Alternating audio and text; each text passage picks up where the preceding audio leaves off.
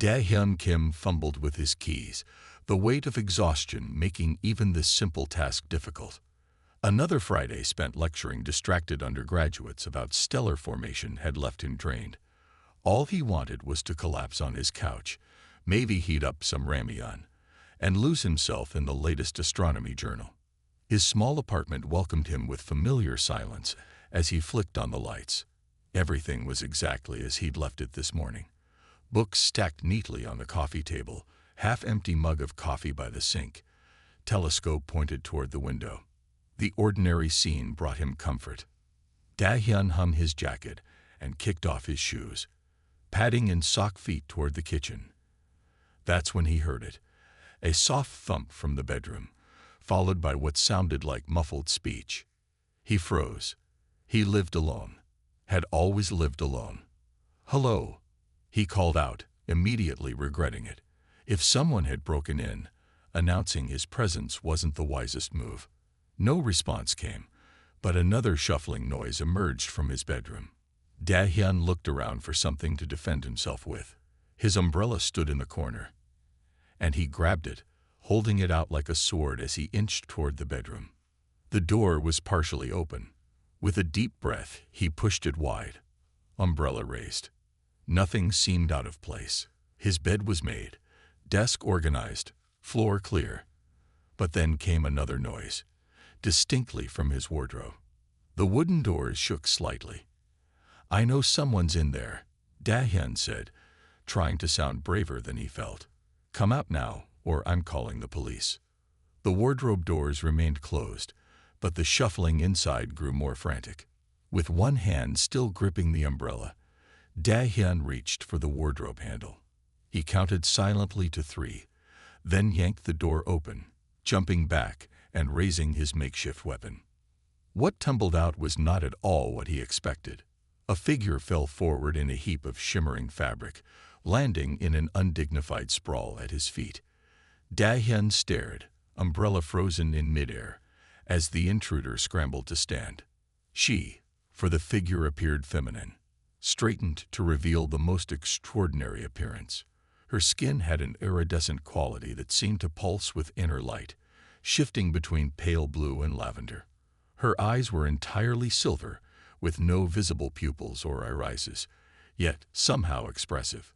What looked like fine, crystalline hair cascaded down her shoulders, catching the light from his bedroom lamp and fracturing it into tiny rainbows. She was clearly not human. Dae-hyun's umbrella clattered to the floor. "What? Who are you?" The beam brushed off her elaborate robes, garments that seemed woven from material that couldn't decide if it was fabric or light. "Please lower your voice," she said in perfect Korean, though her lips seemed to move slightly out of sync with the words. "There may be listening devices." Dae-hyun backed up until his legs hit the bed, and he sat down hard. "You're an alien." The beam frowned. "Such a crude term. I am Ambassador Hannah of the Celestial Consortium, representing 13 stellar systems in diplomatic relations with your world." She glanced nervously toward the window. "And I am currently in a rather difficult situation. In my wardrobe," Dae-hyun stated flatly. "Yes." She had the grace to look embarrassed. "Your dwelling showed resonance patterns matching my homeworld. I needed immediate sanctuary." Dae-hyun felt lightheaded. He'd spent his entire career studying stars and planets, theorizing about life beyond Earth, and now proof was standing in his bedroom, having emerged from between his winter coats. Resonance patterns. What does that mean? Hannah moved to sit beside him on the bed, then seemed to think better of it and remained standing. "Your energy signature, what you might call an aura, though that's simplistic. It harmonizes with frequencies common on my world. That's why you chose my apartment to hide in." "Precisely. I used my scanner to locate compatible sanctuary." She held up a small device that resembled a silver pebble with soft blue light pulsing inside it. "Also, your security system was surprisingly easy to bypass." Dae-hyun made a mental note to upgrade his locks. "Why are you hiding it all? You said you're a diplomat. Shouldn't you be at some government facility?" Hannah's silver eyes darkened momentarily, like clouds passing over a mirror. The negotiations have become problematic. There are factions within both our governments who do not want peaceful relations. So you ran away. Dahyun was having trouble keeping up. I removed myself from a situation where I was being pressured to recommend severing all contact with Earth. Hannah began pacing, her crystalline hair shimmering with the movement. Your leaders want technology they are not prepared to handle responsibly. My superior, Ambassador Jin, believes humans should be left to develop on their own for another century or two. And you disagree? Hannah stopped pacing. I believe isolation benefits neither of our peoples. There must be a middle path. Dahyun ran his hands through his hair, trying to process everything. Okay, but why not go to someone with authority? Why hide in a random astronomy professor's apartment? Because both sides are watching official channels. I needed to disappear temporarily to contact moderate voices in the consortium. Hannah moved to the window, carefully peering through the blinds. Also, you are not random, Professor Kim. Dahyun started. How do you know my name? Your resonance pattern is exceptionally rare, almost identical to our planet's primary frequency. She turned to face him, her expression solemn. Which brings me to a rather significant cultural complication. Something in her tone made Dahyun nervous. What kind of complication? According to the binding traditions of my people, when two beings with perfectly matched quantum signatures encounter each other in a private dwelling. She hesitated. What? What happens? We are now married. Dahyun stared at her for several seconds, waiting for the punchline. When none came, he burst out laughing. The absurdity of the situation. An alien diplomat hiding in his wardrobe was one thing, but claiming they were accidentally married was beyond belief. You're joking, he said, wiping his eyes. Hannah looked offended. I assure you, this is no laughing matter. The quantum bond is the most sacred connection in our culture. It transcends what you would call legal documents or ceremonies. Dahyun sobered quickly. Listen, Ambassador Hannah, I'm sure your traditions are meaningful, but that's not how marriage works here. We need consent, ceremonies, paperwork, social constructs. She interrupted, waving the dismissive hand. The resonance between us is measurable fact. But we just met. Time is irrelevant to quantum entanglement. Dahyun stood and began pacing himself now. This is crazy. I need to call someone.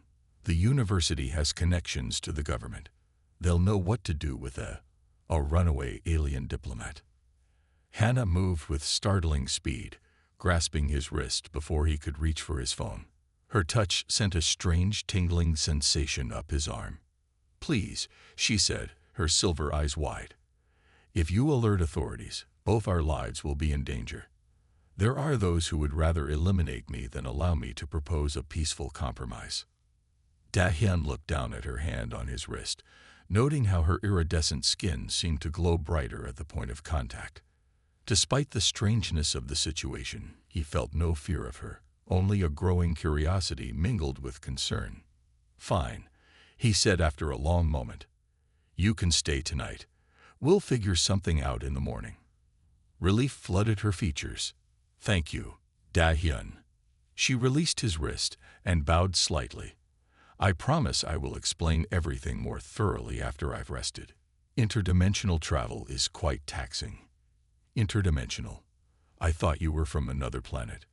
Hannah smiled for the first time, revealing teeth that seemed to shimmer like opals. There is much I have to teach you about the universe, Professor. Far more than those textbooks on your shelf could ever explain. As if to emphasize her point, the small silver device in her hand pulsed with sudden brightness, projecting a holographic star map onto his bedroom wall, showing systems and configurations Dahyun had never seen in any astronomy guide. His scientific curiosity finally overcame his shock. Whatever trouble this strange being had brought to his doorstep, Dahyun couldn't deny the opportunity she represented. A living ambassador from the stars, with knowledge beyond human understanding, was standing in his bedroom. And apparently, she thought they were married. Morning light filtered through the blinds, casting striped shadows across Da-hyun's living room floor. He blinked awake on his couch, momentarily confused by the unfamiliar sleeping arrangement. Then the memories of last night came flooding back.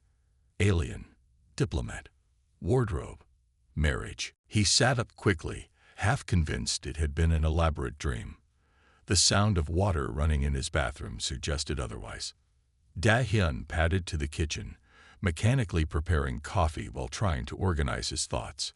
How was he supposed to handle housing an extraterrestrial fugitive? What were the legal implications? Was he committing treason? The bathroom door opened, and Hana emerged wearing one of his t-shirts and a pair of sweatpants, both comically large on her slender frame. Despite the ordinary clothes, there was no disguising her otherworldliness. Her skin still shimmered with that strange iridescence, and her silver eyes caught the morning light. "Good morning," she said, toweling her crystalline hair. "Your cleaning facilities are quite primitive, but effective." Da-hyun handed her a cup of coffee without thinking. "Did you sleep okay?" "I entered restoration cycle adequately. Thank you." She sniffed the coffee curiously before taking a small sip. Her eyes widened. "This contains stimulants." "Caffeine," Da-hyun confirmed. "Sorry, I should have asked if you can have it." "It's fine. We have similar compounds on my world." She took another sip, more appreciative this time. "Though ours don't taste quite so bitter." Da-hyun leaned against the counter. "So about last night, I have questions." "Naturally." Hana sat at his small dining table, looking surprisingly at ease for someone in hiding. "Where would you like to begin?" "Maybe with why Earth and your people are in negotiations at all. I've never heard anything about contact with aliens. I mean, extraterrestrial civilizations, on the news." Hana smiled slightly. "Your governments prefer to keep such matters quiet until agreements are reached. The Celestial Consortium made official contact 3 years ago, after observing Earth for several decades. And no one leaked this information." Da-hyun found this hard to believe. "There have been leaks," Hana admitted, "but they're typically dismissed as conspiracy theories or science fiction. Humans are remarkably adept at ignoring what they aren't ready to accept." Da-hyun couldn't argue with that logic. What exactly are these negotiations about? Resources, technology, cultural exchange. Hana's expression grew serious. "Earth wants our faster-than-light travel capabilities and energy production methods. The consortium wants access to Earth's unique biological diversity and artistic output. Art. You came across galaxies for our art." Hana's eyes brightened.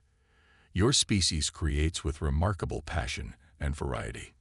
Music, visual media, literature. These are highly valued commodities in the greater cosmic community." Da-hyun processed this information, imagining alien beings watching human movies or listening to K-pop. The thought was both amusing and strangely humbling. "And the negotiations aren't going well." Hana's demeanor darkened. "No. Many in your government demand immediate technology transfers without understanding the consequences. Several of our technologies require a foundation of ethical frameworks that Earth hasn't developed yet." "And your people?" "Some, like Ambassador Jin, believe contact was premature. That humans are too volatile, too driven by short-term thinking." She looked down at her coffee. "There's talk of severing relations entirely." "That's why you ran," Da-hyun realized. "You disagree with both sides." "I believe in finding middle ground," Hana confirmed, "but I needed space away from official channels to formulate a proposal that might satisfy both sides." Da-hyun nodded slowly, beginning to understand her predicament. But one thing still bothered him. About this marriage thing. A sharp knock at the door made them both freeze. "Da-hyun, it's Su-min. I brought those research papers you asked for last week." Panic flashed across Hana's face. Da-hyun gestured urgently toward the bedroom. "Hide," he whispered. Hana hesitated, then slipped into the bedroom just as another knock came. "Coming," Da-hyun called, quickly scanning the room for any sign of his unusual guest. Seeing nothing obvious, he opened the door. Soo-min Park stood in the hallway, a folder tucked under one arm and 2 coffee cups in her hands. Her familiar face, framed by neat black hair, was a jarring contrast to the strangeness of his morning so far. "I thought you might need caffeine," she said, offering him one of the cups. "You looked half dead at yesterday's faculty meeting." "Thanks," Da-hyun said, accepting the coffee despite already having made his own. "Sorry for not answering your texts. It's been a weird night." Soo-min raised an eyebrow as she stepped inside. "Weird how? Did you finally get a social life and not tell me?" Before Da-hyun could answer, a loud thump came from the bedroom, followed by what sounded like muffled cursing in an unfamiliar language. Soo-min's eyes widened. "Oh, you have company. I'm sorry for barging in." Her expression shifted to a knowing smile. "I'll just leave these papers and go." "It's not what you think," Da-hyun said quickly. Too quickly. "Sure it's not," Soo-min teased. "Don't worry, your secret is safe with me. Though I am curious who finally broke through Professor Kim's infamous wall of solitude." Another crash from the bedroom made them both look toward the door. "Is everything okay in there?" Soo-min asked, concern replacing her amusement. "Fine. Everything's fine." Da-hyun moved to block her path, but Soo-min was already heading toward the bedroom. "Hello, are you all right?" she called out, reaching for the door handle. Da-hyun braced himself for the inevitable chaos of his colleague discovering an alien in his apartment. But when Soo-min opened the door, they both stood speechless at the sight inside. Hana was half entangled in the curtains by the window, which had partially fallen from their rod. But it wasn't her predicament that rendered them silent. It was her appearance. In her panic, whatever technology had been subtly muting her alien features had deactivated.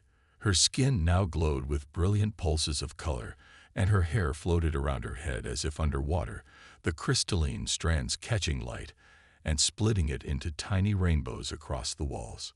Soo-min's coffee cup hit the floor, spilling across the hardwood. "What? Who is that?" she whispered, her voice barely audible. Hana extracted herself from the curtains with as much dignity as possible. "I am Ambassador Hana of the Celestial Consortium," she said formally, "and I would appreciate discretion regarding my presence here." Soo-min looked from Hana to Da-hyun and back again. "She's not human." "No," Da-hyun agreed, seeing no point in lying. "And she's in your apartment." "Yes. And she's wearing your clothes." Da-hyun sighed. "It's a long story. One I believe we must now share," Hana added, approaching them cautiously. "Your friend's quantum signature suggests trustworthiness." Soo-min backed up a step. "My what?" 20 minutes later, they all sat at Da-hyun's dining table. Soo-min was on her 3rd glass of water, having declined anything stronger despite Da-hyun's offer of the emergency soju he kept in his freezer. "So you're telling me," Soo-min said slowly, "that aliens have been in contact with Earth for years, negotiations are breaking down, and you're hiding from both governments because you want peace." "That is correct," Hana confirmed. "And you chose Da-hyun's apartment because it resonated with your energy. His quantum signature is remarkably compatible with frequencies common on my homeworld." Soo-min took another sip of water. "And this compatibility means you're married according to your customs." A simplification, but essentially accurate. Soo-min set down her glass and began laughing, softly at first, then with increasing intensity until tears formed in her eyes. "What's so funny?" Da-hyun asked, slightly offended. "You." Soo-min managed between laughs. "Mr. I'm too busy for dating ends up accidentally married to an alien diplomat. It's just too perfect." Da-hyun felt his cheeks warm. "We're not actually married. It's just her cultural interpretation." "Actually," Hana interjected, "the quantum entanglement between our personal energy fields is quite real.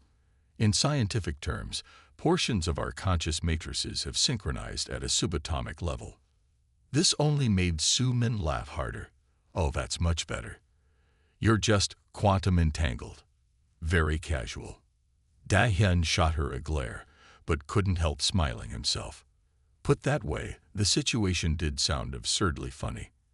Hana looked between them, her silver eyes puzzled. I fail to see the humor in fundamental cosmic connections. It's not you, Da-hyun assured her. It's just that on Earth, marriage usually comes after dating, shared experiences, mutual decision-making. Ah, Hana nodded in understanding. You prioritize linear temporal progression over quantum compatibility. Inefficient, but charming in its way. Su-min finally composed herself. Okay, putting aside this cosmic rom-com situation, we need to be practical. How long can you stay hidden here? Won't they be looking for you? Hannah's expression turned serious. Both Earth authorities and consortium security will be searching already. I need approximately 5 of your days to complete my alternative proposal and make contact with moderate factions on both sides. 5 days, Da-hyun repeated. We can manage that, right? A sharp knock at the apartment door made all 3 of them stiffen. Professor Kim, called an unfamiliar male voice. This is Agent Lee from the National Intelligence Service. We'd like to ask you a few questions. Da-hyun's heart hammered in his chest as he exchanged panicked looks with Su-min and Hana. The knock came again, more insistent this time. Professor Kim, we know you're home. Please open the door. Hana moved with surprising speed, gathering her few belongings. Is there another exit? She whispered. Fire escape, Da-hyun mouthed, pointing to the window in his bedroom. Su-min grabbed a notebook and pen from the table. I'll stall them. You two go. Da-hyun hesitated. Are you sure? She nodded firmly. I'll say I'm your colleague working on research. Go. As Su-min moved toward the front door, Da-hyun led Hana to the bedroom window. The fire escape was old and rusty, but it would have to do.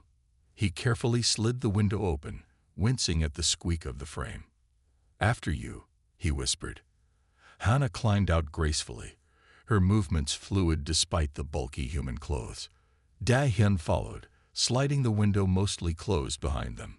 Through the gap, he could hear Su-min greeting the agents. Professor Kim. Oh, he just stepped out to get breakfast. I'm Dr. Park from the astronomy department.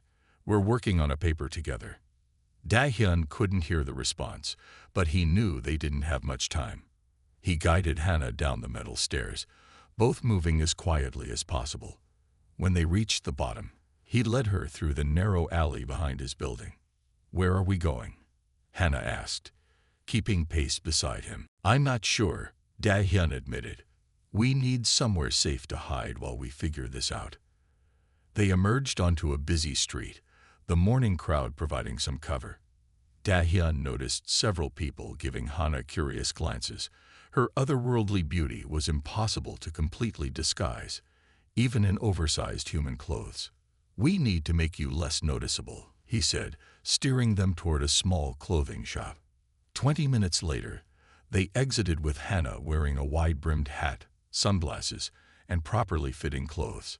She had also activated some kind of device that dimmed the iridescence of her skin to a more human-like tone, though it couldn't completely mask the strange quality of her movements or the silver of her eyes behind the dark glasses.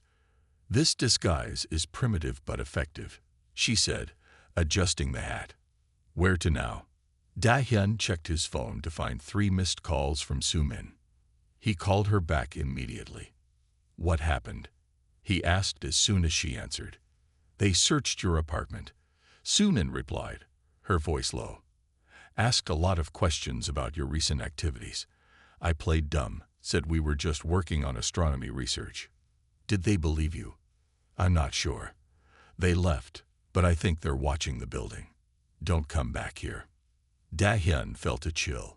What should we do? My cousin has a cabin about 2 hours from the city. It's remote. No neighbors. I'll text you the location. Thank you, Su-min. I don't know how to repay you for this. Just be careful. And Da-hyun.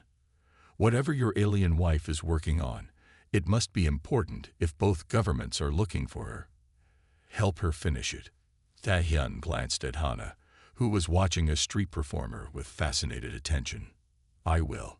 They took a series of buses and trains to reach the outskirts of the city, carefully watching for followers. By mid-afternoon, they had rented a small car using Dahyun's ID and were heading into the mountains. The cabin was exactly as Su-min had described: small, rustic, and isolated, nestled among tall pines with no other buildings in sight. Dahyun unlocked the door with the key hidden under a potted plant, just where Su-min had said it would be. "It's not much," he said apologetically as they entered the simple one-room structure. A bed sat against one wall, a small kitchen area occupied another, and a wood stove dominated the center of the space. Hana removed her sunglasses and hat, her skin immediately brightening as she deactivated her camouflage. "It's perfect," she said, moving to the window to look out at the forest. "Reminds me of the meditation retreats in the crystal forests of my homeworld." "You have forests. Not like yours. Our trees are crystalline structures that grow toward our three suns, but the feeling is similar, peaceful, removed from civilization." Dahyun busied himself checking the kitchen supplies. Su-min said there should be some basic food here. "We might need to make a trip to a store tomorrow." "I require minimal sustenance," Hana said. "My species can photosynthesize to some extent." Dahyun paused, a can of soup in his hand. "You can absorb sunlight for food." "For supplementary energy, yes." She smiled at his expression. "Your biology is equally strange to me, Professor. The amount of food humans consume is quite remarkable by consortium standards." As evening approached, Dahyun built a small fire in the wood stove. The temperature dropped quickly in the mountains, and the cabin had no other heating. They sat beside it, the flickering light casting dancing shadows on the walls. "So," Dahyun said after they had eaten a simple meal, "tell me more about this proposal you're working on. Maybe I can help." Hana removed a small device from her pocket, the silver pebble-like object he had seen the night before. It projected a holographic display into the air between them, showing complex symbols and diagrams. "The core issue is trust," she explained. "Earth wants immediate access to our technology, faster than light travel, fusion energy, medical advances. The consortium fears humans will use these technologies destructively, given your history."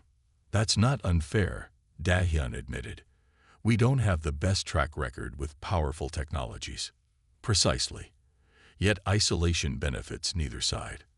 My proposal is a gradual exchange program. Earth receives technologies in measured steps, with each advancement tied to demonstrated ethical frameworks and global governance agreements." Dahyun studied the holographic display, recognizing mathematical formulas among the alien symbols. "You've put a lot of thought into this." "It's been my life's work," Hana said quietly. "I believe our civilizations have much to offer each other, but the relationship must develop with care and mutual respect." Their eyes met across the hologram, and Dahyun felt a strange sensation, like a current passing between them. Hana clearly felt it too, her skin pulsing with brighter colors. "The quantum resonance," she whispered. "It grows stronger." Dahyun wanted to dismiss it as alien mysticism, but he couldn't deny the connection he felt. It was unlike anything he had experienced before, a sense of understanding that went beyond words. "Tell me about your world," he said, partly to break the intensity of the moment. "What's it like where you come from?" Hannah's expression softened. "My homeworld orbits a binary star system. We have 2-day cycles and complex seasons. Our cities are built within living crystal structures that grow over centuries, adapting to our needs." As night deepened, Hana spoke of her civilization, their art forms that incorporated light and movement, their governance system based on consensus and measured debate, their view of the universe as an interconnected consciousness. Dahyun found himself captivated not just by the alien concepts, but by Hana herself, her thoughtful explanations, her genuine curiosity about human perspectives, her passion for bridging different worlds. "And what about this marriage concept?"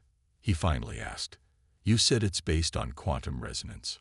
Hannah's crystalline hair caught the firelight as she nodded. When two beings have perfectly matched energy signatures, we consider it the universe's way of indicating compatibility. It's rare, even among my own people. But surely actual marriage requires more than just matching energy. Of course, the resonance is considered an indicator, not a requirement. Most of my people would consider us pre-bonded, identified as compatible, but not yet formally joined. She looked slightly embarrassed. I may have overstated the case in my initial explanation. The stress of the situation. Da-hyun laughed softly. So we're not actually married by your standards either. Not formally. No. Though the potential is recognized. She met his eyes directly. The resonance itself is still real, however. Your presence calms my mind in a way I cannot fully explain. Before Da-hyun could respond, a notification sound came from his phone. A text from Sumin. Agents came back. Asked about your research, recent contacts. Very interested in your work on interstellar signals. Be careful. We'll try to join you tomorrow. They're connecting the dots, Da-hyun said, showing Hannah the message. My research specialty is analyzing potential communication patterns in stellar radio emissions. They think that's why you contacted me. It's not entirely incorrect, Hannah admitted. Your work has been noticed by our scientists. Your theories about nonlinear communication patterns are surprisingly close to our actual methods. Da-hyun felt a strange mix of pride and unease. So my research really did detect alien communications. Some of our early attempts at contact, yes. Hannah smiled. You have good instincts, Professor Kim. Outside, a branch snapped in the darkness. Both of them froze, listening intently. Another crack, closer this time. Someone's out there, Da-hyun whispered, moving to switch off the lights. Hannah quickly deactivated her holographic display and moved to the window, peering carefully into the night. I don't see. A bright light suddenly flooded the cabin from outside, blinding in its intensity. A voice on a megaphone cut through the quiet.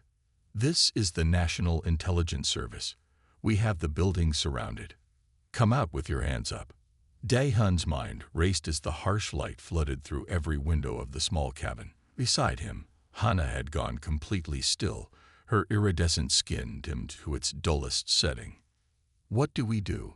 He whispered, staying low and away from the windows. We need a diversion, Hannah replied, her voice barely audible. She reached into her pocket and pulled out the small silver device. This communicator can generate an electromagnetic pulse, but it will drain its power completely. Will that help us escape? It will disable their equipment temporarily, perhaps long enough to reach the forest. The voice outside boomed again. You have 60 seconds to comply before we enter the premises. Da-hyun nodded grimly. Do it. Hannah manipulated the device with nimble fingers. Stand back and close your eyes, she instructed. Da-hyun did as told. Even through closed eyelids, he saw a flash of intense blue light, followed by a strange sensation like static electricity passing over his skin.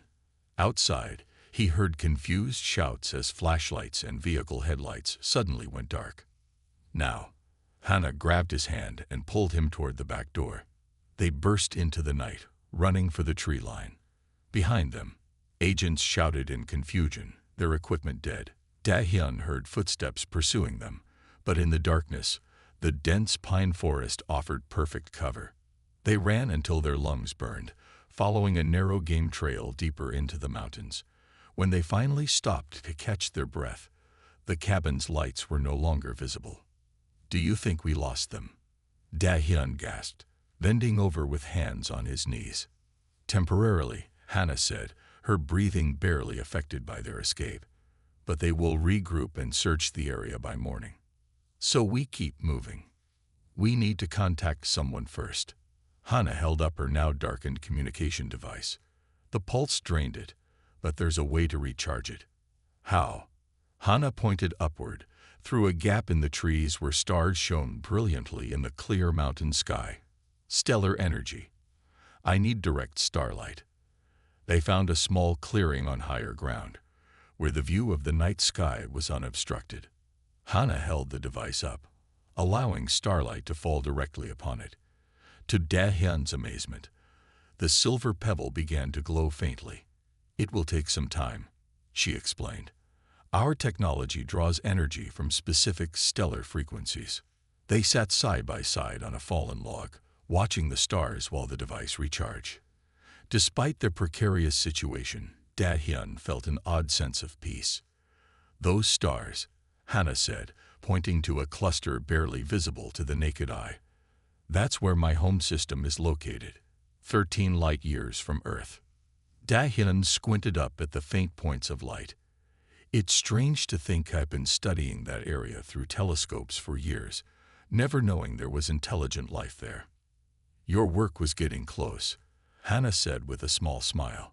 Your papers on anomalous radio emissions from that sector caused quite a stir among our scientists. A comfortable silence fell between them, broken only by the soft sounds of the forest at night. Da-hyun found himself studying Hannah's profile, the way starlight played across her features, so alien yet somehow familiar now. If your proposal works, he asked finally, what happens to you? Will you go home? Hannah's silver eyes reflected the stars as she turned to him. I don't know. Much depends on how both sides respond. The communication device suddenly pulsed with renewed light. Hannah picked it up, manipulating its surface with practiced movements. A small holographic projection appeared above it, showing symbols Da-hyun couldn't read. I've made contact with Ambassador Yoon, she said, relief evident in her voice. He represents the moderate faction in the consortium and has been concerned about my disappearance. Can he help us? Yes, but we need to reach a secure location for direct communication, he suggests. She paused, reading the scrolling symbols. The old observatory on Mountain Jury. It's remote and has the necessary equipment for a stronger connection. That's at least a day's journey from here, Da-hyun said, mentally calculating the distance. We need to hurry. Ambassador Yoon says both Earth security forces and consortium representatives are searching for me. The situation has escalated significantly. Dawn was breaking as they made their way down the mountain, avoiding main trails and roads. Da-hyun's phone had no signal, so they couldn't contact Soo-min to warn her. They could only hope she wouldn't walk into the agents waiting at the cabin. By mid-morning, they had reached a small rural village. Using some cash Da-hyun had in his wallet, they bought food, water, and a map from a local store.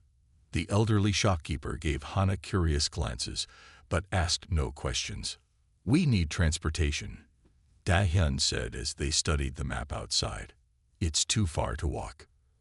As if in answer to their problem, they spotted a weathered pickup truck parked behind the store, keys dangling from the ignition. We can't steal it, Da-hyun protested when Hannah nodded toward the vehicle. Not steal. Borrow. She placed a small glowing crystal beside the truck. This will compensate the owner generously. It contains data crystals worth more than this entire village.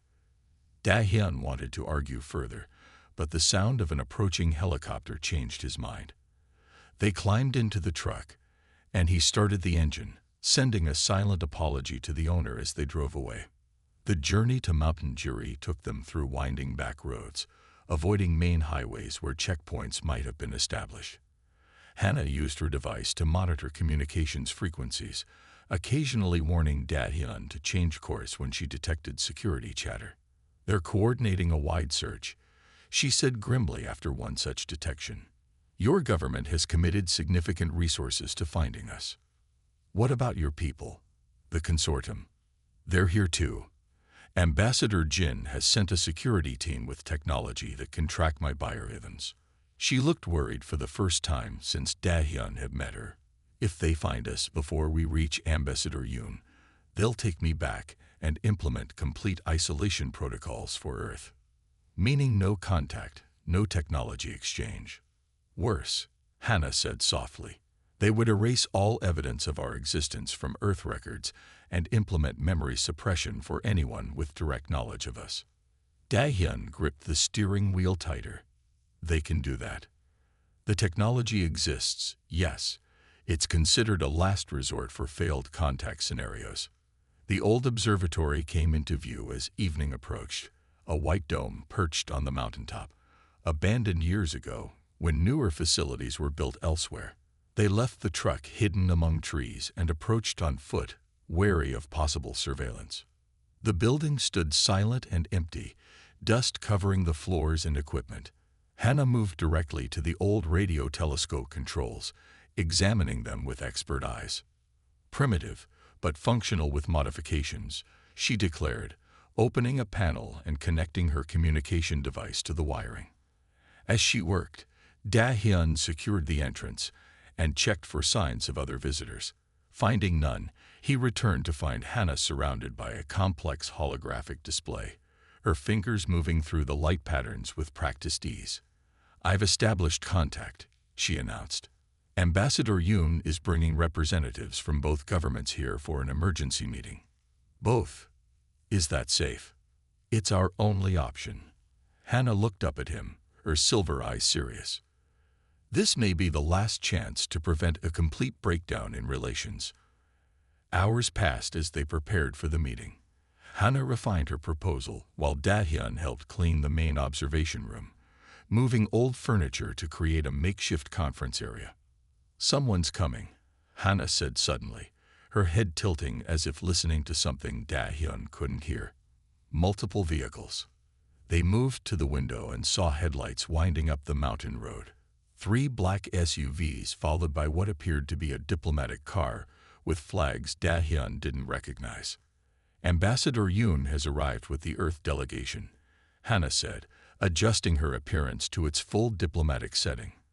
Her skin now glowed with subtle patterns that seemed to form and reform continuously, and her crystalline hair arranged itself into an elaborate style. Da-hyun suddenly felt very ordinary and underprepared beside her. "What should I do?" Hannah took his hand, the touch sending that now familiar current through him. "Stay beside me. Your presence strengthens my position, a human who understands our proposal and supports peaceful exchange." The sound of car doors slamming echoed from outside. Footsteps approached the observatory entrance. "Are you ready?" Hannah asked. Da-hyun took a deep breath and nodded. As ready as an astronomy professor can be for an interstellar peace conference.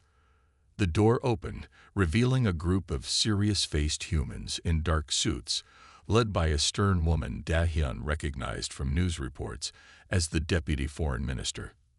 Behind them came 3 beings similar to Hannah, but with variations in their iridescent skin tones and the structure of their crystalline features. One stepped forward, his skin pulsing with deep blue light. "Ambassador Hannah, your unauthorized departure has created quite a diplomatic incident."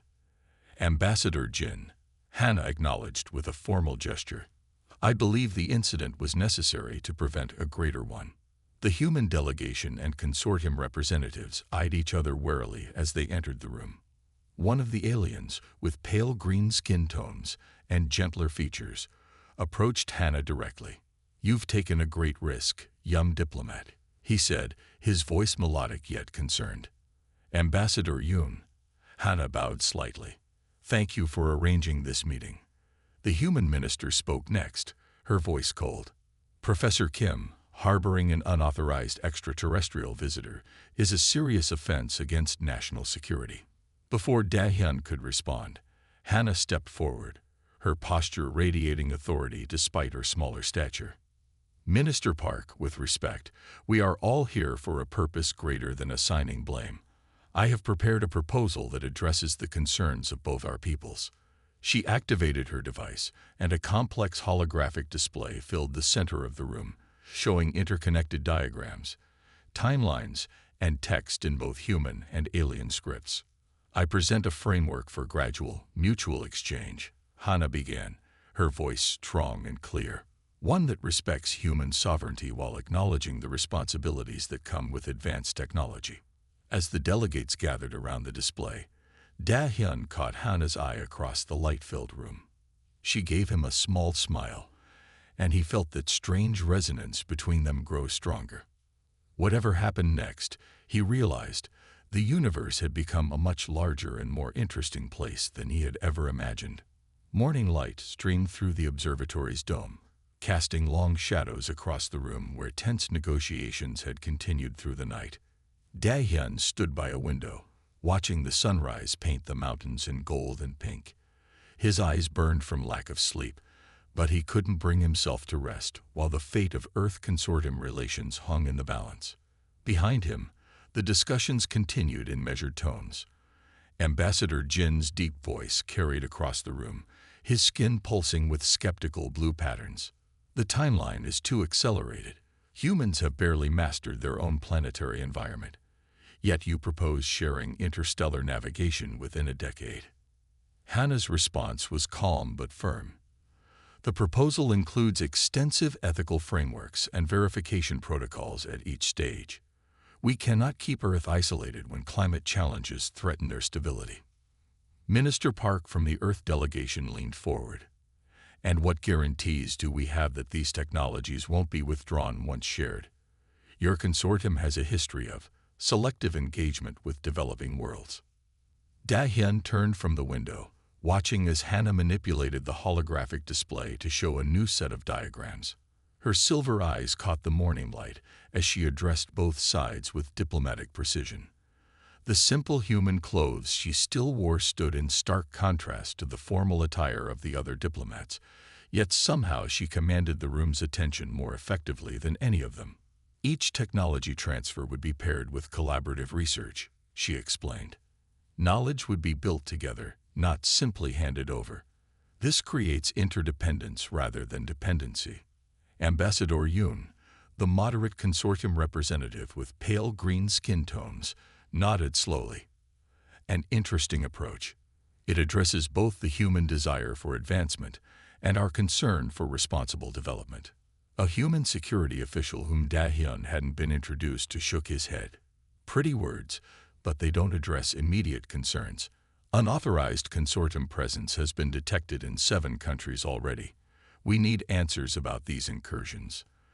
The accusation stirred murmurs among both delegations. Ambassador Jin's skin darkened with displeasure.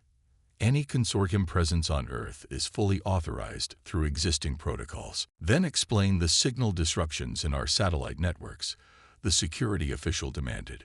Explain the unidentified objects observed in near-Earth orbit. The room grew tense as both sides began talking over each other. Accusations flew back and forth, with each statement more heated than the last. Dahyun watched the careful diplomacy of the night dissolving into the very conflict Hannah had hoped to prevent. Suddenly, the door to the observatory burst open. Everyone fell silent as Soo-min Park stumbled in, breathing hard. Her clothes rumpled as if she'd been traveling all night. Professor Park. Dahyun moved toward his colleague in surprise. How did you find us? Soo-min straightened, taking in the scene with wide eyes. I tracked your phone's last location before it went offline. Then followed rumors of strange lights on the mountain. Her gaze swept over the aliens and government officials. I see I'm interrupting something important. Minister Park signaled to security. Remove her. This is a classified meeting. Wait, Dahyun said quickly. Dr. Park is an astrophysicist specializing in exoplanet atmospheres. Her work is directly relevant to the environmental cooperation sections of the proposal. Hannah stepped forward. He's right. And Dr. Park has already demonstrated her commitment to peaceful exchange by helping us evade those who would prevent these very negotiations. There was a tense moment as Minister Park considered this, then finally nodded.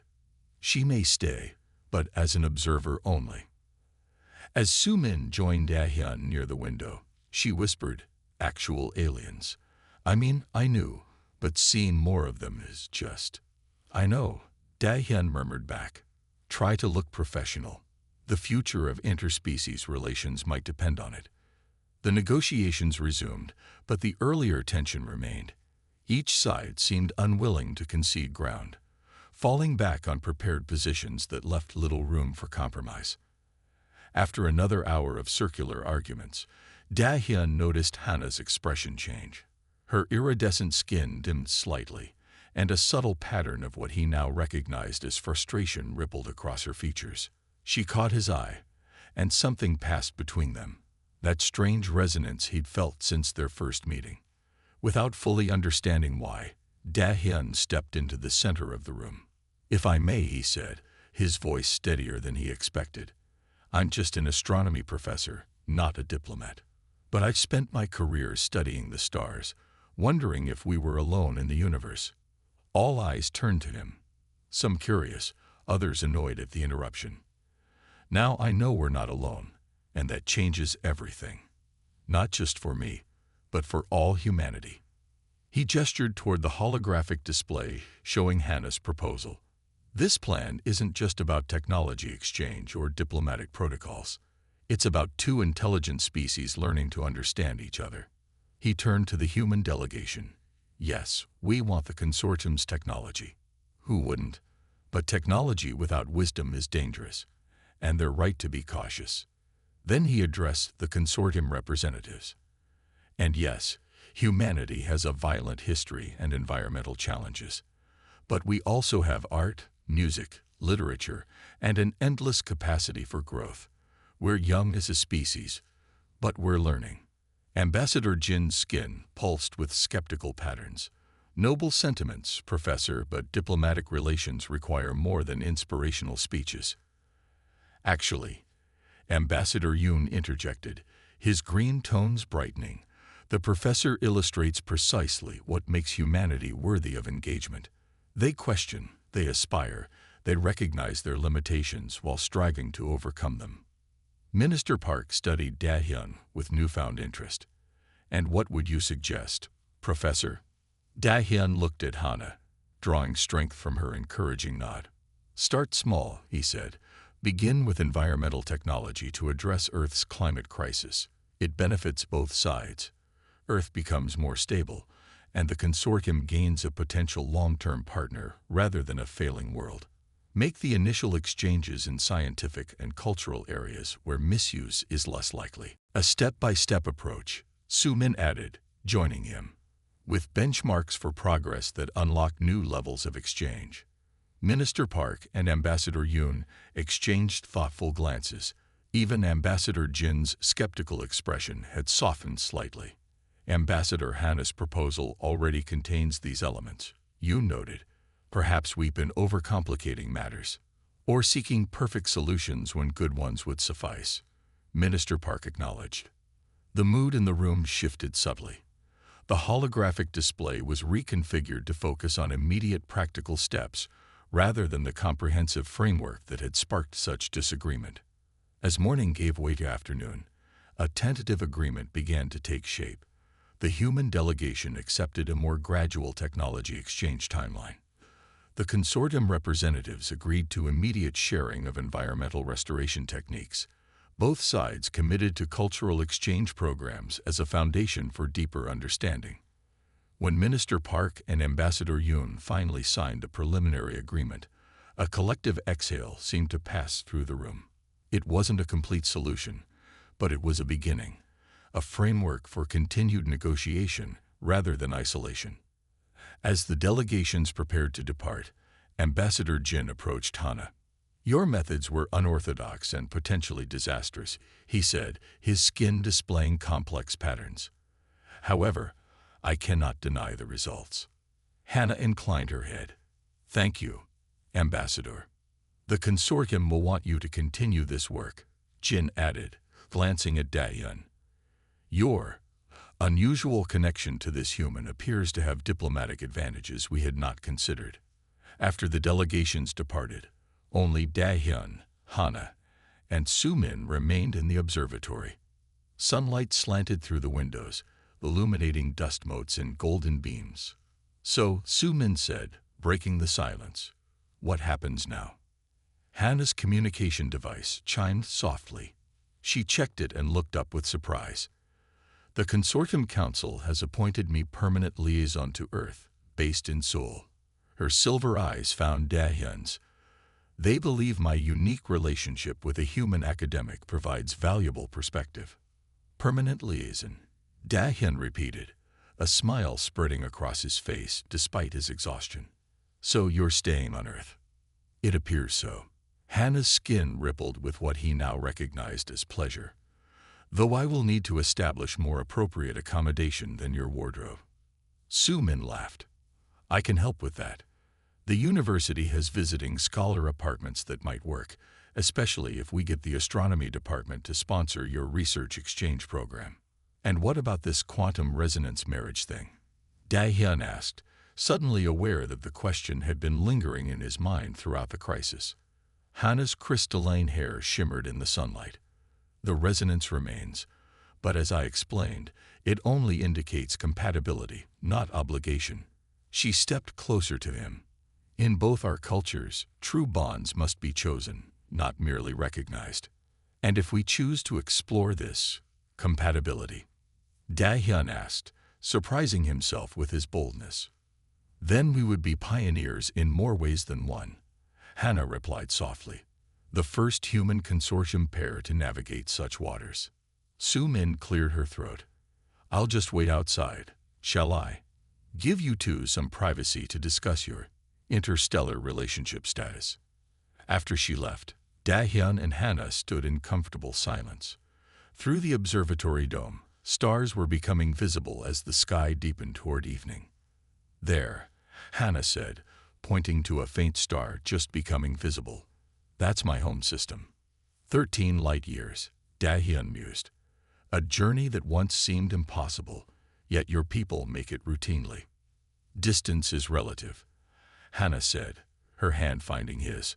Some gaps are more easily bridged than others. As their fingers intertwined, Da-hyun felt that now familiar resonance between them, not magic or mysticism, but something real and measurable, a connection across differences more profound than mere distance. I never expected to find an alien diplomat in my wardrobe, he said with a smile. And I never expected to find a human husband through quantum resonance, Hannah replied, her silver eyes reflecting the emerging stars. Yet here we are. Above them, through the observatory dome, the first light of other worlds shone down on two beings from different planets, standing together at the beginning of something entirely new. The end.